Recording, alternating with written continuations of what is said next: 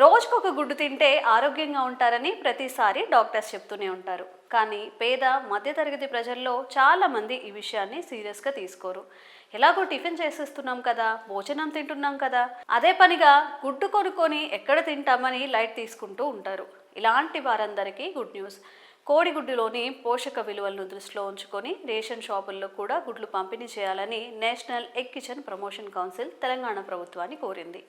సాధారణంగా రేషన్ షాపుల్లో పప్పు, బియ్యం, నూనెలు వంటివి నిత్యావసర వస్తువులు పంపిణీ చేస్తూ ఉంటారు.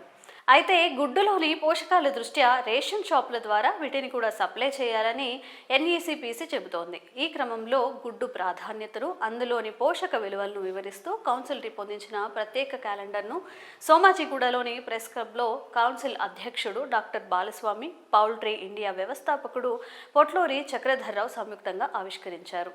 ఈ సందర్భంగా వారు మాట్లాడుతూ, ప్రభుత్వ బడుల్లో మధ్యాహ్న భోజన పథకంలో భాగంగా వారానికి 6 గుడ్లు, అంగన్వాడీల్లో గర్భిణీలకు కూడా రోజుకు 2 గుడ్లు, పనికి ఆహార పథకంలో పనిచేస్తున్న వారికి నెలకి 30 గుడ్లు ఇస్తున్నట్లుగా గుర్తు చేశారు.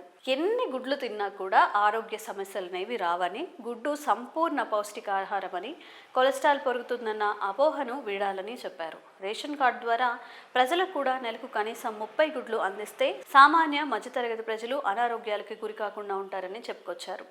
తగిన పోషకాలు వారికి అందుతాయని వివరించారు. ఈక్విప్ మ్యానుఫ్యాక్చర్ అసోసియేషన్ అధ్యక్షుడు Uday Singh, national egg coordination committee zonal chairman A Shekhar రెడ్డితో పాటు పలువురు ఈ కార్యక్రమంలో పాల్గొన్నారు. ఇక ఎన్ఈసిపిసి తాజా ప్రతిపాదనపై రేవంత్ ప్రభుత్వం ఎలా స్పందిస్తుందో వేచి చూడాలి. రాష్ట్ర వ్యాప్తంగా ఉన్న స్కూళ్లు, అంగన్వాడీల్లో విద్యార్థులకు, గర్భిణీలకు ప్రభుత్వం ఉచితంగా గుడ్లు అందిస్తుంది. ఒకవేళ సర్కార్ ఈ ప్రతిపాదనకు సానుకూలంగా స్పందిస్తే రేషన్ కార్డుదారులకు కూడా ఉచితంగా ఇస్తారా, లేదా సబ్సిడీతో పంపిణీ చేస్తారా అనేది ప్రభుత్వ నిర్ణయంపై ఆధారపడి ఉంటుంది. నిజానికి ఇప్పుడు బయట ఒక్కో గుడ్డు ధర 7 రూపాయలకి చేరుకుంది. ఒకవేళ రేషన్ షాప్లో పూర్తి ఉచితంగా కాకపోయినా సబ్సిడీతో అందించినా సరే ఇది మంచి కార్యక్రమం అవుతుంది. అయితే ఈ విషయంలో ప్రభుత్వం ఎలా స్పందిస్తుందో చూడాలి. మరి రేషన్ షాప్లో కూడా ఉచితంగా గుడ్లు ఇవ్వాలా? మీ అభిప్రాయాన్ని కామెంట్స్ రూపంలో తెలియజేయండి.